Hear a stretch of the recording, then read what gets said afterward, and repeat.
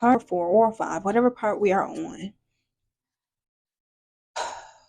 6 months. The 6 month of me being there. And he leaves the house for like an hour to go do some work. He comes back with like 3 pregnancy tests, and I take all 3, and they all came back accurate, except one came back in between. But I indeed was pregnant. Indeed was pregnant. And I was pregnant, y'all. So I was kind of in awe, and it was happiness and joy the first 2 days. And then shit transpired and it got real. Like, I had to go to the emergency room and get another pregnancy test and have them do my blood work. And I wanted to like check. I went in mommy mode, like thinking I'm gonna be a parent. So I go to the hospitals. Mind you, I'm working a new job at this point. I'm not at the restaurant anymore. I'm working for a sales company, and it involves a lot of standing on your feet. So one day after work, I don't know if it was just me, but like I felt extremely tired when I was pregnant. Even though I was only like 6 or 8 weeks pregnant, I was really extremely tired and just always fatigued. I just wasn't feeling myself. I wasn't feeling the greatest, even early on. And there was like a day I needed to just not go to work. Cause one, I was gonna be out in the field all fucking day long from 8:30 a.m. to like 6 p.m. I was going to be out in the field on my feet working. And for me, like being pregnant and doing that, from my understanding, that wouldn't have been the best opportunity or the best choice for myself if I wanted to have a successful pregnancy. So I eliminated that. I didn't go that first day, once I found out. And then I started to go back. I went back to work. But one day I ended up leaving work so that I can go to my doctor's appointment, which was at the hospital downtown. Went there, got my blood work, and got all of that good stuff. And I found out exactly how far along I was. And came back home and told him that information. And from that moment, it just kind of to feel like it wasn't it wasn't right, because it just felt like I shouldn't have had to go to the hospital on my own. I had to go look for insurances and shit on my own, coverages, all that good stuff, all on my own. So it's like from the beginning, well, from like a few days after the first 2 days, everything was good. I started to feel like I was on my own with it, even though I knew who baby it was. It was his baby. Yes, he's the only man that's been letting off at me. So I just felt really alone in the process, even though it was so short. And then I want to say one day after that, he woke up one day next to me. He's like, well, I think we should get an abortion because it would ruin his career. That didn't register to me at first. I didn't understand what he was asking me or what he was saying. I gave every excuse as to how that didn't make sense. Um, and that was the same day he paid to get my hair done. So I was getting my hair done, and I let the conversation go after the morning he mentioned it. I didn't bring it back up. He just told me to look up a place, and I hadn't looked it up yet, but we happened to be at his house getting my hair done by my hairstylist, and he just kept asking me, "Hey, have you looked it up yet? Have you looked it up yet?" And just every time he would ask me, it would just hurt me more and more, because it's like, why are you so anxious to get rid of this creation? So that fucked me up a little bit. It's like, no regard for life. Don't give a fuck. So it made me a little cold, but it was what it was. It fucked me up a little bit. Um, I never fully committed to wanting to do that. It was just kind of forced upon me when somebody's in your ear telling you everything that can possibly go wrong with being a single mother, all the trials and tribulations you will have to deal with, and just how hard it is being a parent. Just nothing positive. It was just all negativity that he was spewing to me in my first trimester of pregnancy. telling me everything that can go wrong, nothing that can go right. Even with him being there, it wouldn't matter. So a few days later, we take a road trip to South Carolina, North Carolina, or wherever it was, and used to do the process. At this point, I'm still not committed to it. Still not committed. But at this point, it's when my light bulbs start to go off. I'm like, I have to document this journey because I don't know what the fuck is going to happen from here. So at that point, I start documenting basically everything, my every step, my every move, what I'm doing, where I'm at, all of that.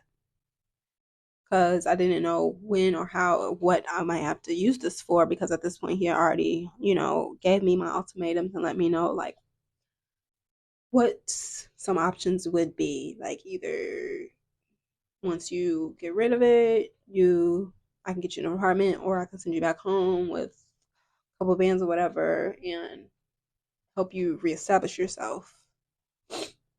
For me, if you know anything about me, single motherhood is something that I really don't think is acceptable or okay because it takes two to tango, it takes two to create. So I don't believe there should be any single mothers out there. And I don't believe in having children out of wedlock. Those are just kind of big no-nos for me. So just let him lead and I follow his decisions. They say, I just let him lead. I just follow his decisions in his direction. And that's how that had went. It was the worst procedure and process that I've ever gone through in my life. The amount of pain of feeling something being destroyed in your body that was life is something that's unforgettable. Sitting on the toilet and peeing, pooping, and throwing up all at the same time because you're destroying a creation. And at that point, there's no undoing because it's some powerful fucking chemical in your stomach that's destroying everything every second. That was the worst feeling of my life. Sitting on the floor, balled up in a ball, wondering what the fuck is going on, if I was even going to survive that, or if I was going to just die on the floor with whatever was inside of my body. That's how I felt. Nobody was home. I had to call and ask him to bring me some things to help me feel better. Um, Mind you, I had to be quiet because there were other people in the house that didn't know I was there. And all of this became traumatizing. That was the most traumatizing event thus far. Eventually, the process surpasses, and eventually, I start to get a little bit back more to myself, somewhat. But even after that, there were some times I still felt alone. And there was one particular night where I was there, wasn't able to leave the house because the process had just started finishing, and I was still feeling really weak by the stomach area, really, really, really weak. I barely wanted to move and leave the house. And I needed a meal. I needed a hot meal because I hadn't eaten anything all fucking day. I just needed some food. I just wanted a hot meal. And I asked him to bring me some food, and he said he was already close by the house, so wasn't even an option to turn around, stop anywhere, and go get me anything. So he came back home with his food in hand, ate his food, and asked me if I wanted to have the scraps. At that moment, I knew that that was not my husband, that was not my man, that was not somebody who really cared about me genuinely and all the way. It was like limited. It was a limited care.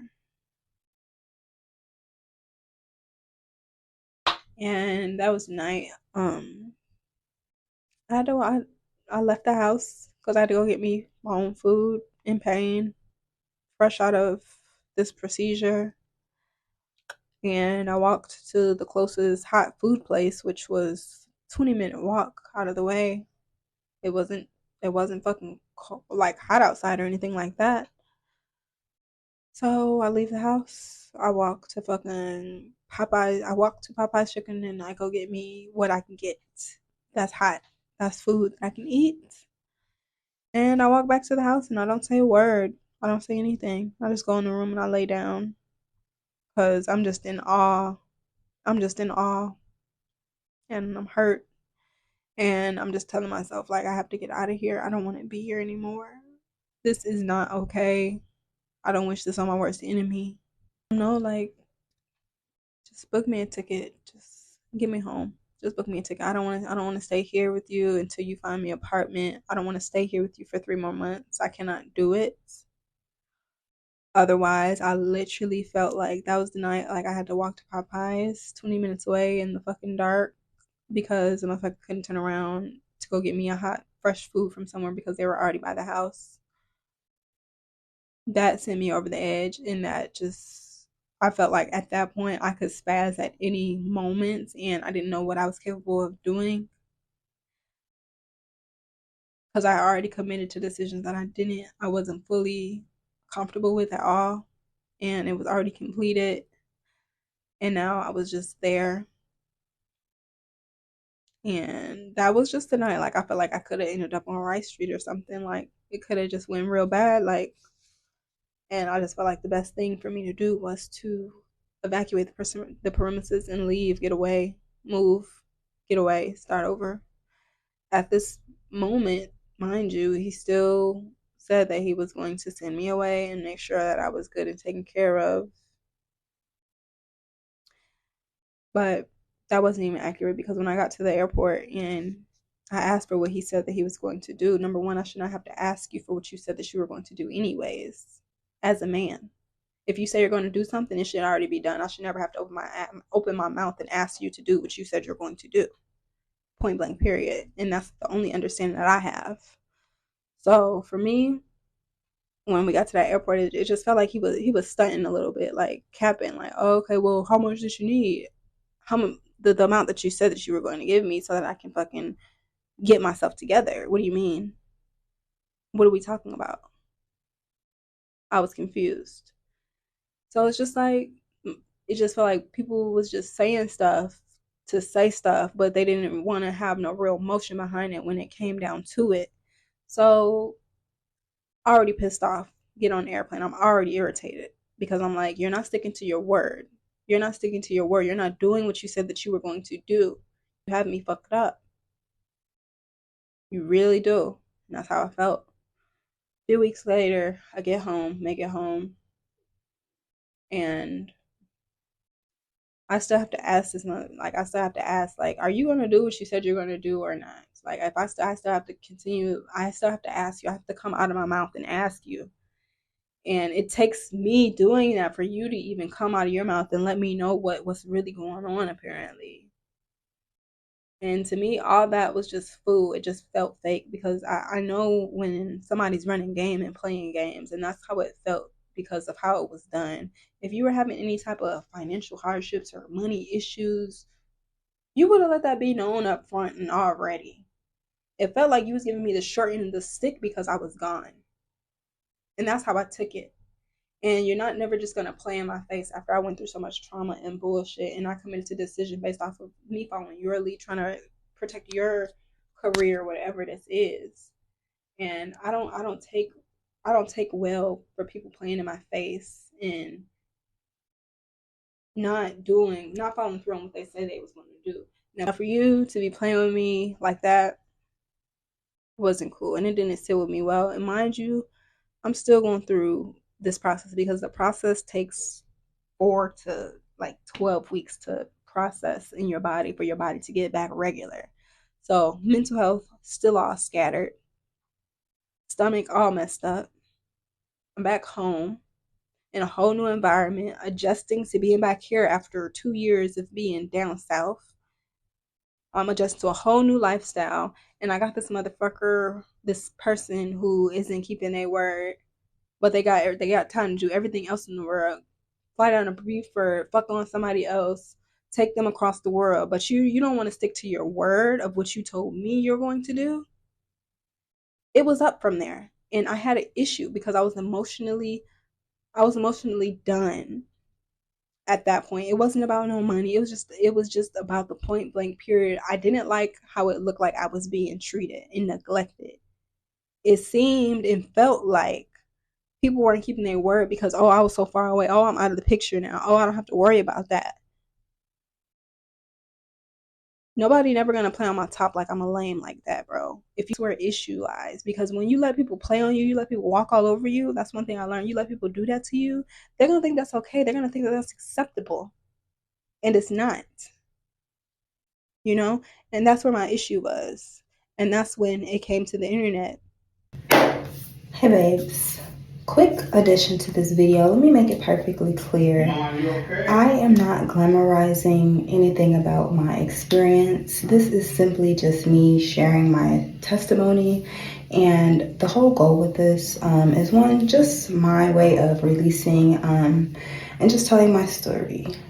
It's just me releasing and sharing my experience. Like I said, in any way, this is not me glamorizing anything that I've done or glamorizing my experience, but I am sharing it in hopes that, I realize that there's a lot of women in this world that have gone through hardships and tough situations and find themselves in entanglements and situations just trying to survive and make it out there in this world. Sometimes we as women get sidetracked, especially younger women, and we don't always have all of the answers, and we just go with what we think is the best options. And I do want to say that there's good and bad in every situation, and in any ways, I am not trying to, I'm not trying to glamorize the situation. I'm not trying to glamorize anything about what I've experienced, nor am I trying to hurt anybody's feelings that was involved in this situation. This is simply just me telling my story because it is mine to tell. And there have been so many other people who have tried to tell my story from their own perspective, from the bits and pieces that was out there over the course of a few years. However, I have never came out myself and just spoke my story full out from the beginning to the end. For the most part, everything had just kind of played out one line, and I never really got the opportunity to express myself in the right way, and nor was it ever the right time. So I hope that the young ladies, you are able to extract something, a lesson from this video, and you are able to apply it to your life, and you don't find yourself in any kind of similar situation like that. And I just hope that this video helps and teaches someone that, it just teaches someone something. I'm still on my journey. God is definitely still working on me. He is not finished with me. I am very much still on my journey. I have learned and healed from this current situation, that situation that I am speaking about in this video. However, life is still life. So I'm still going through my own trials and tribulations and my own thought processes and my own mental battles that I have to face every day because of the situation I allowed to transpire and that I did put myself in. And this is my YouTube channel, which is all about my journey and my life experiences, nothing less or more. So it was imminent that I share this story time here. Yes, I was. When I went to Jamaica, I did announce that I was going to write an ebook about my experiences in Atlanta. However, I felt that everything started here on this platform, and I felt like it was only right that I put a bow on it and wrap it up nice and end it here with a small, short, however many part story times that we have here today. And I never really knew when I was going to release it or share these details. I didn't know how it was going to go. I procrastinated on it for a while, and now we're here. So I hope you guys enjoyed this vlog. And like I said, I hope that the young ladies out there are able to extract something from this and learn something from what I've gone through so that you don't have to walk down the same path that I walked down. And, stay prayed up and stay on the right track. That's all I got so far.